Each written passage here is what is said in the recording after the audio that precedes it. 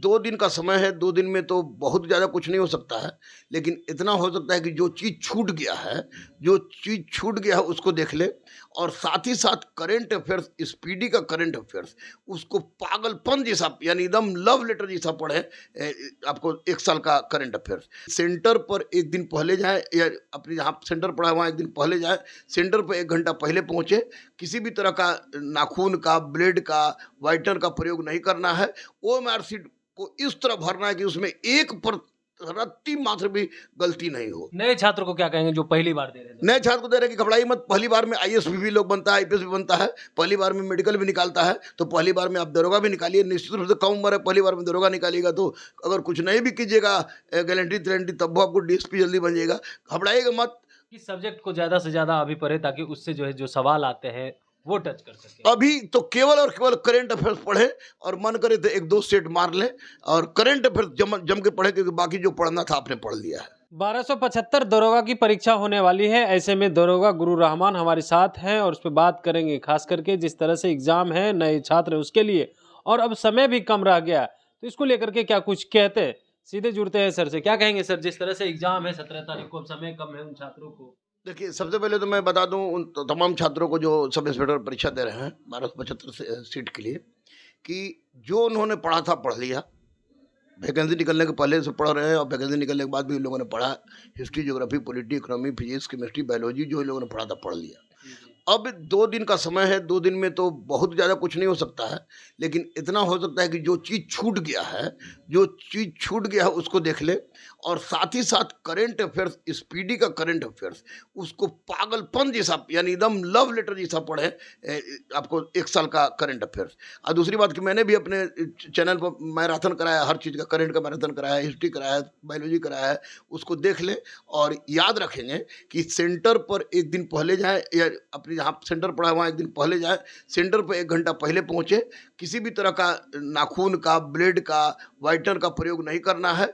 OMR sheet को इस तरह भरना है कि उसमें एक पर रत्ती मात्र भी गलती नहीं हो और किसी भी दलाल चोर के चक्कर में नहीं रहिएगा क्योंकि पूरी व्यवस्था हो गई है आप लोग की परीक्षा की शानदार ढंग से परीक्षा लेने की, इसलिए एकदम जाइए शानदार से और ठोक के आइए। गुरु रहमान को उम्मीद है कि इस बार पारदर्शिता के साथ एग्जाम होगा। हाँ, इस बार पूरी तरह से उम्मीद है कि पारदर्शिता के साथ एग्जाम होगी। अगर पारदर्शिता में किसी भी प्रकार की गलती होती है तो मैं स्पष्ट रूप से आपके लाइव बिहार चैनल के माध्यम से तमाम लोगों को कह रहा हूँ, तमाम छात्रों को कह रहा हूँ कि थोड़ी सी भी गलती हुई तो मैं ईंट से ईंट बजा दूंगा, चाहे कुछ भी हो जाए। गुरु रहमान भी सड़क पे उतर जाएंगे। बिल्कुल बिल्कुल बिल्कुल 100% क्योंकि बार बार ये नहीं चलेगा। सिपाही में हुआ तो उसको हम लोगों ने कैंसिल कराया।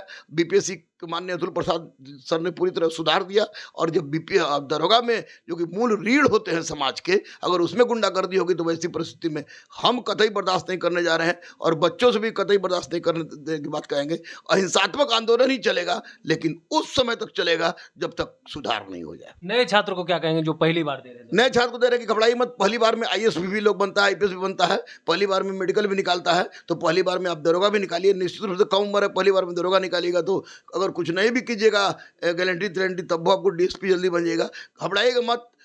आप इतना याद रखिए कि कदम चूम लेती है खुदा के मंजिल, मुसाफिर अगर अपनी हिम्मत न हारे। सर एक सवाल और रहेगा कि नए छात्र हैं, उनको समझ में नहीं आता है किस तरह से देना है, नहीं देना है, तो वो छात्र किस तरह से तैयारी करके जाए?